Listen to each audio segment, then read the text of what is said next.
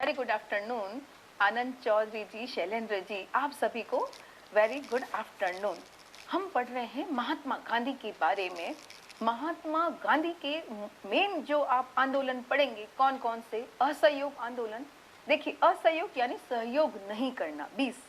उसके आगे हम 1930 सविनय अवज्ञा आंदोलन, यानी क्या? पहले तो हमने कहा सहयोग नहीं करेंगे, उसके बाद हमने अवज्ञा करनी भी शुरू कर दी। और लास्ट 1942 भारत छोड़ो आंदोलन की हम चर्चा करेंगे, इन तीनों आंदोलनों के बारे में और उसके बीच बीच में जो छोटी छोटी घटनाएं हैं। हाँ कृष्णा जी, आप सभी को, नीरू जी, ऋषभ जी, Satish ji, very good afternoon. हम पढ़ रहे हैं महात्मा गांधी के बारे में। महात्मा गांधी आप सभी जैसे कि बहुत अच्छी तरह से उनके बारे में जानते हैं, फिर भी कुछ एग्जाम की दृष्टि से इंपॉर्टेंट घटनाएं और बातों पे मैं चर्चा करूंगी। महात्मा गांधी जी, उनका जन्म स्थल और जन्म कब हुआ? तो महात्मा गांधी आप जानते हैं गुजरात में पोरबंदर नामक स्थान, गुजरात में कहां पर? गुजरात में पोरबंदर नामक स्थान पर, पोरबंदर नामक स्थान पर कब? 2 अक्टूबर 1869 को इनका जन्म हुआ। क्या बता रही हूँ? इनका जन्म बता रही हूँ। इनका नाम क्या था? मोहनदास करमचंद गांधी। क्या नाम था? पूरा नाम मोहनदास करमचंद गांधी। मोहनदास करमचंद गांधी, इनका पूरा नाम मोहनदास करमचंद गांधी था। अब बात करते हैं हम इनके पिता की। इनके पिता का नाम था करमचंद। पिता कौन है? करमचंद गांधी। पिता करमचंद गांधी, करमचंद गांधी। पिता कौन थे? करमचंद गांधी। और अगर हम माता की बात करते हैं तो माता कौन थी? पुतलीबाई। माता कौन थी? पुतलीबाई थी। माता पुतलीबाई थी। इनकी माता जो थी बहुत ही धार्मिक महिला थी। एक जैसा आप बढ़ते हैं, जैसे वातावरण में रहते हैं, उसी तरह से आपका जीवन का निर्माण होता है। और माता जो थी पुतलीबाई कैसी महिला थी? बहुत ही धार्मिक महिला थी। उस प्रवृत्ति की थी। हरिश्चंद्र जी की कहानियां सुनाती थी। सत्यवादी हरिश्चंद्र, श्रवण कुमार की कहानियां गांधी को सुनाती थी। इसी सत्य, अहिंसा, देश का नेतृत्व किया और भारत को आजादी दिलाने में भी सहायता की। हम बात करते हैं माता की, पुतलीबाई। और अगर हम पत्नी की बात करें तो कस्तूरबा, और कस्तूरबा बाई के द्वारा भी योगदान दिया गया था गांधी जी को। और 1944 में कस्तूरबा बाई की पूना जेल में मृत्यु हो जाती है। ये इनके थोड़ा सा जीवन परिचय के बारे में हमने पढ़ा। जीवन परिचय के बारे में, हाँ देखिए हम क्या क्या पढ़ेंगे गांधी जी का। 1920 में हम पढ़ेंगे सविनय अवज्ञा आंदोलन की बात करेंगे। और लास्ट 1942 में परिचय की बात करी। गुजरात पोरबंदर, 2 अक्टूबर 1869 को जन्म। पिता मोहनदास करमचंद गांधी इनका पूरा नाम है। और इनके पिता कौन है? करमचंद गांधी, जो पोरबंदर में पोरबंदर रियासत दीवान का कार्य करते थे। उसके बाद हम बात करते हैं माता पुतलीबाई, जो बहुत ही धार्मिक महिला थी और ऐसे वातावरण में ही गांधी जी पल के बड़े हुए। फिर पत्नी की बात करते हैं तो कस्तूरबा बाई। कौन थी? कस्तूरबा बाई। सिर्फ और सिर्फ 13 वर्ष की अवस्था में ही इनका विवाह कस्तूरबा से हो जाता है। और कस्तूरबा बाई की जेल में 1944 में पूना जेल में मृत्यु होती है। कहाँ पे? पूना जेल जो है, कस्तूरबा बाई की मृत्यु 1944 में पूना जेल में इनकी मृत्यु हो जाती है। कस्तूरबा बाई ने भी इनको आंदोलनों में हमेशा जीवन में साथ दिया था। अब हम बात करते हैं जो आपके एग्जाम में आ रहे हैं, गांधी जी की उपाधियां। कौन कौन से व्यक्ति ने गांधी जी को कौन कौन सी उपाधियां प्रदान की? देखिए हम सभी जानते हैं बापू, हम क्या जानते हैं? राष्ट्रपिता के बारे में जानते हैं, राष्ट्रपिता।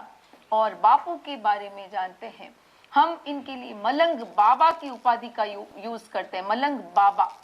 और अंग्रेज जो थे उन्होंने गांधी जी को क्या कहा? देशद्रोही। क्या कहा? देशद्रोही फकीर। गांधी जी को क्या कहा? देशद्रोही फकीर कहा।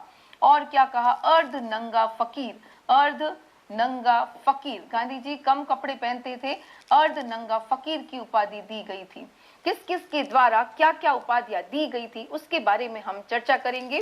सबसे पहले बापू किसने कहा? सरोजनी नायडू ने कांग्रेस अधिवेशन के समय में गांधी जी के लिए बापू शब्द का प्रयोग किया था। किसने? सरोजनी नायडू ने। अगर हम राष्ट्रपिता की बात करते हैं तो आप सभी जानते हैं सुभाष चंद्र बोस के द्वारा सिंगापुर से क्या वर्ड यूज किया गया था गांधी जी के लिए? राष्ट्रपिता। किसके द्वारा? सुभाष चंद्र बोस। ये आपको याद रखना है, एग्जाम की दृष्टि से इंपॉर्टेंट है। सुभाष चंद्र बोस के द्वारा राष्ट्रपिता की उपाधि गांधी जी को दी गई थी। महात्मा किसने कहा गांधी जी को? अब हम बात करते हैं महात्मा, महान आत्मा, महान व्यक्ति किसके द्वारा गांधी जी को कहा गया? तो रविंद्रनाथ टैगोर जी ने। जब चंपारण में हम बात करेंगे, अभी चंपारण में आंदोलन की बात करेंगे, किसानों की बहुत परेशानी थी, उससे समय गांधी जी ने जो सुलझारा किया, उसके उपलक्ष्य में गांधी जी को महात्मा की उपाधि दी गई थी रविंद्रनाथ टैगोर के द्वारा। किसके द्वारा? रविंद्रनाथ टैगोर के द्वारा गांधी जी को महात्मा की उपाधि दी गई थी। पत्र लिखा गया, उसमें गांधी जी को हाँ, गांधी जी को क्या उपाधि दी गई थी? महात्मा की उपाधि दी गई थी। इसके बाद हम बात करते हैं मलंग बाबा, उत्तर पश्चिमी सीमांत में एक व्यक्ति खान अब्दुल गफ्फार खान, उनके द्वारा। किसके द्वारा? खान अब्दुल गफ्फार खान के द्वारा। खान अब्दुल गफ्फार खान जो थे, इनके बारे में भी हम पढ़ेंगे। खान अब्दुल गफ्फार खान के द्वारा क्या उपाधि दी गई थी? मलंग बाबा की उपाधि दी गई थी। अब हम बात करते हैं विद्रोही किसने कहा? इंग्लैंड का प्रधानमंत्री। कौन? Winston Churchill. क्या कहते हैं इनको? विंस्टन चर्चिल जो हैं वो इन्हें देशद्रोही कहते हैं, विंस्टन चर्चिल, क्योंकि गांधी जी के द्वारा उत्साहित करने पर सभी जनता अंग्रेजों को, देखिए मैं क्लास ले रही हूं, कोई नहीं होगा तो अपने आप ही क्लास बंद हो जाएगी। ये क्या हो गया? असहयोग। सहयोग नहीं करके भी, बिना लड़ाई के, अहिंसा के द्वारा भी हम अगले व्यक्ति को झुका सकते हैं। गांधी जी का शस्त्र क्या है? अहिंसात्मक। असहयोग, सहयोग नहीं करना। कोई जरूरी नहीं है कि हम लड़ करके ही क्लास रुकवाएं। हम कैसे कर सकते? कोई नहीं होगा तो अपने आप क्लास बंद। असहयोग। इस तरीके से गांधी जी ने कहा कि सभी भारतीय अंग्रेजों को सहयोग देना बंद कर दो, नौकरियां छोड़ दो, अपने आप ही अंग्रेजों को झुकना पड़ेगा। ये इस तरीके से होता है असहयोग आंदोलन। शुरुआत हम करते हैं असहयोग आंदोलन 1920 से, फिर आगे चलते हैं। सविनय अवज्ञा का क्या मतलब है? हम अहिंसात्मक रूप से आज्ञा को नहीं मानेंगे। नमक का विरोध किया था, नमक बनाने पर प्रतिबंध लगा दिया गया था, लेकिन गांधी जी ने दांडी मार्च के बाद नमक उठाया था। इस प्रकार अंग्रेजी सरकार की आज्ञा की अवज्ञा करी तो सेकंड स्टेप सविनय अवज्ञा आंदोलन। लेकिन आखिरी हत्या, डू और डाई, करो या मरो। और इस प्रकार भारत छोड़ो आंदोलन में ये मंत्र गांधी जी द्वारा दिया गया 1942 में, और हमने अंग्रेजों को बाहर निकालने में सफलता प्राप्त की। चलिए हम इसके बात करते हैं। अर्धनंगा फकीर किसके द्वारा कहा गया? फ्रैंक मॉरिस के द्वारा। किसके द्वारा? फ्रैंक मॉरिस के द्वारा अर्धनंगा फकीर की संज्ञा गांधी जी को दी गई थी। एनी बेसेंट ने भी एक संज्ञा दी है। क्या दी है? भारतीय राजनीति का बच्चा। क्या संज्ञा दी? भारतीय राजनीति का बच्चा। ये संज्ञा किसके द्वारा दी गई थी? एनी बेसेंट के द्वारा गांधी जी को दी गई थी। एनी बेसेंट जो है उनके द्वारा, एनी बेसेंट के द्वारा गांधी जी को क्या कहा गया? भारतीय राजनीति का बच्चा। सबसे इंपॉर्टेंट क्या? हाँ, मैंने रोटी मांगी थी और पत्थर मिले। क्या कहा? मैंने रोटी मांगी और पत्थर मिले। राष्ट्रपिता किसने कहा? सुभाष चंद्र बोस ने राष्ट्रपिता की उपाधि दी गई थी।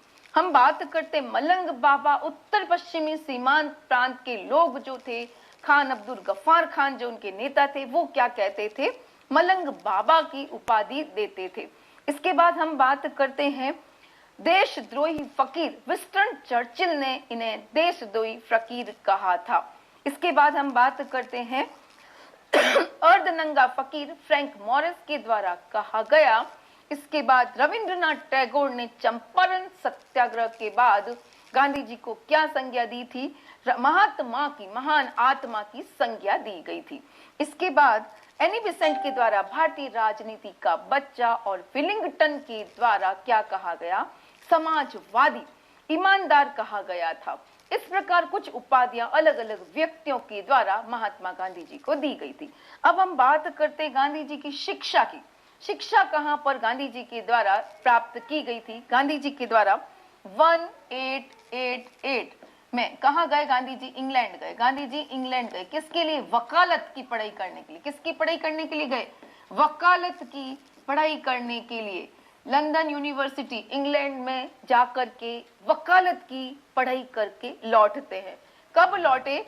1891। गांधी जी वापस आ गए, भारत आए और क्या बनकर आ गए? बैरिस्टर बन गए। क्या बन गए? वकील बन गए। वकील को क्या कहते हैं? बैरिस्टर। बैरिस्टर बन के भारत लौटे। अब जब वकील बन चुके हैं तो वकालत कीजिए। उस वकालत के कार्य के अंतर्गत ही गांधी जी को साउथ अफ्रीका जाना पड़ा। कहां जाना पड़ा? 1893। अब हम बात करते हैं एक वकील। वकील कौन है? गांधी जी। और वकील बन चुके हैं तो एक मुकदमे की पैरवी करने के लिए। मुकदमा किसका था? अब्दुल्ला, एक मुस्लिम व्यक्ति था, भारतीय। कौन है? भारतीय है, अब्दुल्ला। भारतीय व्यक्ति है अब्दुल्ला जो मुस्लिम है, ठीक है। और इसका एक मुकदमा था। इस मुकदमे की पैरवी करने के लिए गांधी जी को कहां जाना पड़ा? गांधी जी कहां गए? साउथ अफ्रीका, दक्षिणी अफ्रीका में पोर्ट नेटोल अफ्रीका में जाना पड़ा गांधी जी को। अफ्रीका में भी कहां पर? नेटोल, पोर्ट नेटोल जो जगह है वहां पर गांधी जी को जाना पड़ा। कहां गए गांधी जी? South Africa.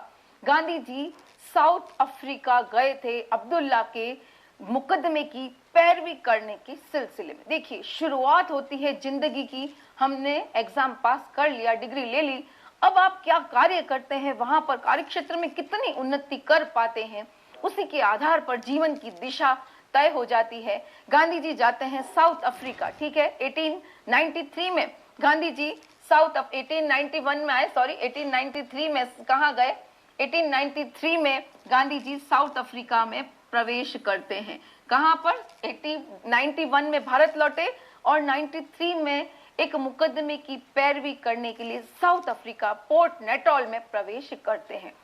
वहां पर जो भारतीय थे, हिंदुस्तानी थे, उनके ऊपर सरकार के द्वारा अत्याचार किया जा रहा था। क्या किया जा रहा था? सरकार के द्वारा अत्याचार किया जा रहा था। और उस अत्याचार के विरोध में गांधी जी ने वहां पर सत्याग्रह का प्रयोग किया। सबसे पहले गांधी जी के द्वारा पोर्ट नेटोल नामक जगह पर हिंदुस्तानियों के लिए कार्य किया गया। क्या क्या कार्य किए गए? देखिए, हम बात करते हैं सबसे पहले 1894 में पोर्ट नेटोल है तो नेटोल इंडियन कांग्रेस की स्थापना की। क्या करी गांधी जी ने वहां पर? नेटोल इंडियन कांग्रेस की गांधी जी के द्वारा स्थापना की गई। क्या है ये एक संस्था है जो कि हिंदुस्तानियों पर जो अत्याचार हो रहे हैं उसके लिए विरोध का कार्य करेगी। पहला कदम हम गांधी जी की बात करते हैं। हाँ, वहां पर प्रवासी दिवस मनाया जाता है, बिल्कुल ठीक है। गांधी जी ने वहां पर नेटोल इंडियन कांग्रेस की स्थापना की और एक पत्र भी निकाला था। ये तो क्या है? एक सभा है, एक संस्था है, इसकी स्थापना की है। और इसी संस्था के तहत एक पत्र भी निकाला था जो था इंडियन ओपिनियन। कहां पे निकाला है? इंडियन ओपिनियन गांधी जी के द्वारा। देखिए, ध्यान रखिए, एग्जाम में क्वेश्चन आए तो इंडियन ओपिनियन ये साउथ अफ्रीका में गांधी जी द्वारा निकाला गया एक समाचार पत्र है। एक पत्र निकाला गया जिसमें कि हिंदुस्तानियों की ऊपर जो अत्याचार हो रहे हैं उसके खिलाफ जनमत जागृत करना, इसके लिए एक संस्था स्थापित करी। कौन सी? नेटोल इंडियन। और उसके बाद में हम बात करते हैं एक पत्र की, इंडियन ओपिनियन नामक पत्र। कहां से?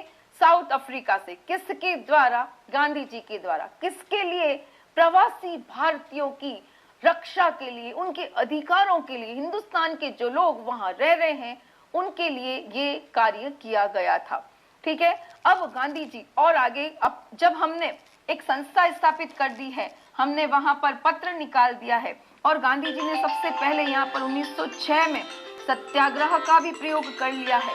क्या हुआ था?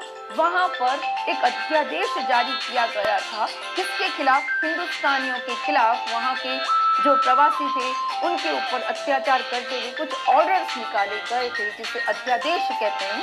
गांधी जी ने शांतिपूर्वक उनको जला दिया था और सरकार झुकना पड़ा था सरकार को इस प्रकार गांधी जी को वहां सफलता मिली थी। किसके प्रयोग में? सत्याग्रह के प्रयोग में गांधी जी को सफलता की प्राप्ति हुई थी। कहां पे? सबसे पहले कहां पे? साउथ अफ्रीका में गांधी जी को सत्याग्रह में सफलता की प्राप्ति हुई।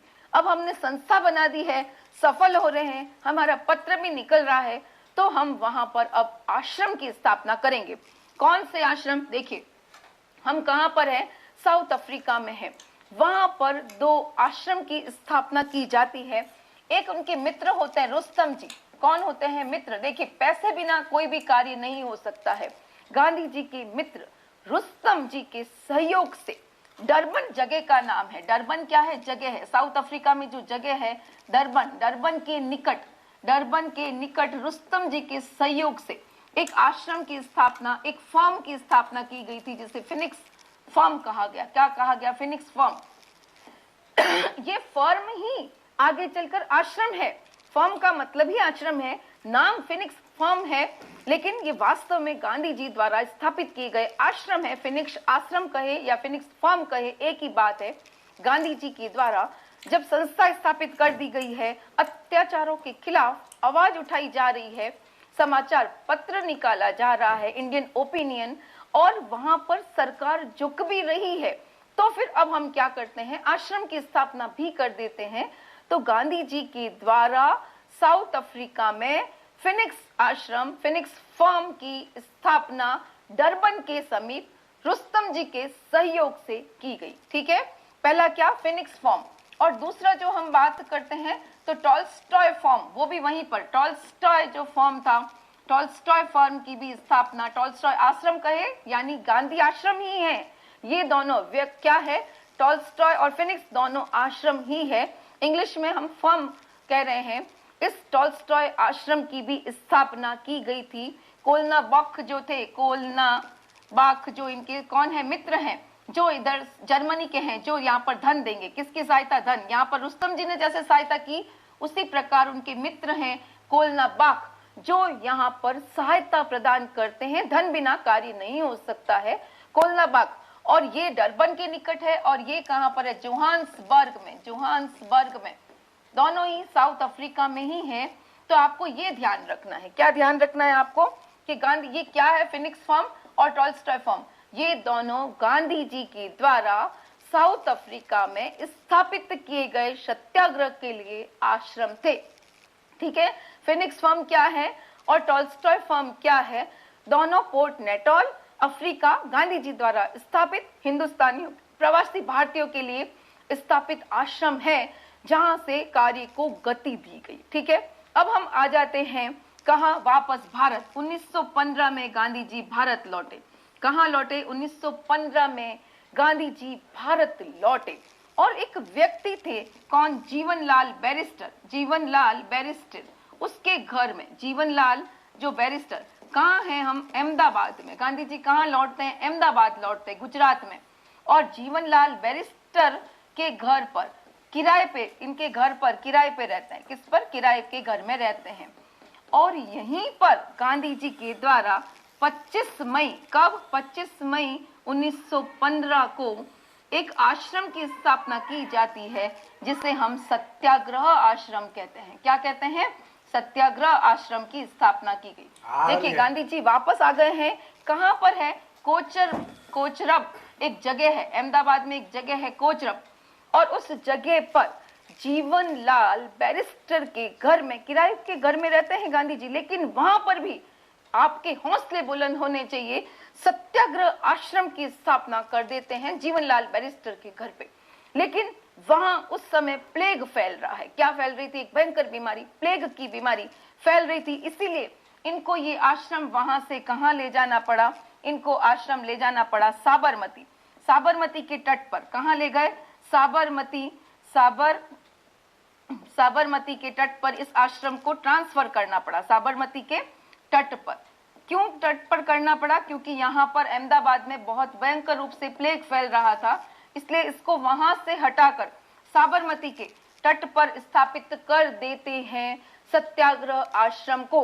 और यही सत्याग्रह आश्रम साबरमती आश्रम कहलाया। जो साबरमती आश्रम है, साबरमती आश्रम वो यही सत्याग्रह आश्रम है जिसकी स्थापना जीवनलाल बैरिस्टर के यहाँ कोचरब में की गई थी 25 मई 1915 को। ये बताई हमने, गांधी जी की उपाधियों के बारे में चर्चा करी, गांधी जी के जीवन परिचय की चर्चा करी और गांधी जी के द्वारा भारत आने पर सत्याग्रह आश्रम की स्थापना की बात करी। अब हम बात करते हैं कि गांधी जी ने ये सत्याग्रह की प्रेरणा प्राप्त कहां से की थी। तो एक व्यक्ति थे, कौन? हेनरी डेविड थॉरो, अमेरिका के व्यक्ति हैं हेनरी डेविड थॉरो। अमेरिका के जो राइटर हैं, निबंध लेखक हैं, उनके द्वारा एक बुक लिखी गई थी, एक निबंध लिखा गया था जिसमें सिविल डिसओबीडियंस के बारे में बताया गया था। क्या बताया गया था? सिविल डिसओबीडियंस यानी सविनय अवज्ञा, सिविल डिसओबीडियंस के बारे में बताया गया था। एक निबंधकार है, ये कौन है? एक निबंधकार है, एक लेखक है, कहाँ के? अमेरिका के। और इनके द्वारा तो आपको अगर पूछे कि बताइए, हाँ प्रथम विश्व युद्ध चल रहा था, इसी की बात अब करूंगी मैं आपसे। सत्याग्रह के प्रयोग करने की शिक्षा पूछे आपसे कि किससे प्राप्त की थी? थॉरो, आपको याद रखना है, थॉरो। थ्योरी किससे मिली? थॉरो से। डेविड हेयर थॉरो के निबंध जो था सिविल डिसओबीडियंस यानी सत्याग्रह, आज्ञा नहीं मानना, यही तो इसका मीनिंग है। तो इस बुक को पढ़कर गांधी जी को सत्याग्रह की प्रेरणा मिली थी। इसके अलावा एक अंग्रेज रस्किन, उनकी पुस्तक से भी गांधी जी को प्रेरणा प्राप्त हुई थी। चलिए अब हम बात करते हैं, तो रस्किन का भी नाम आपको ध्यान रखना है। अब हम बात करते हैं गांधी जी की भारत में। भारत में कब आए गांधी जी? 1915 में। क्या स्थापित किया है? सत्याग्रह आश्रम, साबरमती आश्रम। अब गांधी जी भारत के वातावरण में यहाँ पर एक व्यक्ति से शिक्षा प्राप्त करते हैं, बहुत प्रभावित हो जाते हैं और उसे ही अपना राजनीतिक गुरु बना लेते हैं। वो व्यक्ति कौन है? गोपाल कृष्ण गोखले। अगर पूछे कि इनके राजनीतिक गुरु कौन थे, तो इनके राजनीतिक गुरु गोपाल कृष्ण गोखले थे। गोपाल कृष्ण गोखले को ये अपना राजनीतिक गुरु बना लेते हैं क्योंकि उनसे बहुत अधिक प्रभावित होते हैं, इसीलिए उन्हें अपना राजनीतिक गुरु बनाते हैं। अब यहाँ क्या चल रहा है? प्रथम विश्व युद्ध चल रहा है और अंग्रेजों की सरकार की सहायता करते हैं गांधी जी। अत्यधिक भारतीयों को प्रथम विश्व युद्ध की अंदर सहायता करने के लिए प्रेरित करते हैं, उत्साहित करते हैं और उनके परिणाम स्वरूप बहुत सारे भारतीय प्रथम विश्व युद्ध में अंग्रेजों की सहायता करने के लिए तैयार भी हो जाते हैं। और इसी कारण से, हाँ मैंने निबंध बताया है थॉरो का, इस निबंध से प्रेरणा ली थी, ठीक है।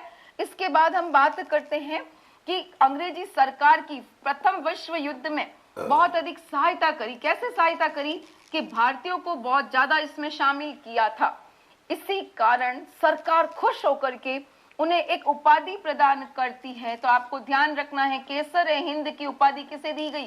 केसर ए हिंद की उपाधि गांधी जी को दी गई। क्यों दी गई? क्योंकि उन्होंने बहुत सारे भारतीयों को अंग्रेजी सरकार को सहायता करने के लिए प्रेरित किया था, ठीक है। अब हम बात करते हैं इनको एक और उपाधि दी गई थी। एक भारतीय सेना को भर्ती करने वाला सार्जेंट भी कहा गया। क्या कहा गया? भारतीय सेना को भर्ती करने वाला। बहुत ज्यादा व्यक्तियों को एक आवाज में कौन व्यक्ति ला सकता है? गांधी जी। उनकी एक आवाज में बहुत सारे भारतीय तैयार हो जाते हैं जान पर खेलने के लिए, इसीलिए इन्हें सार्जेंट की उपाधि भी दी गई थी, ठीक है। केसर हिंद और सार्जेंट की उपाधि भी दी गई। अब हम इनके कार्यों के बारे में बात करते हैं।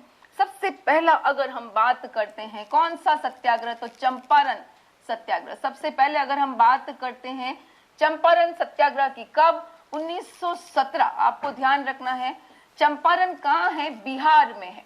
कहाँ है चंपारण? चंपारण में सबसे पहला सत्याग्रह का प्रयोग गांधी जी द्वारा कब और कहाँ किया गया?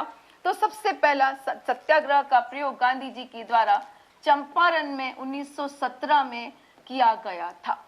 क्या था चंपारण? क्या थी समस्या और कौन व्यक्ति उन्हें यहाँ लेकर आए, इसके बारे में हम चर्चा करते हैं। बिहार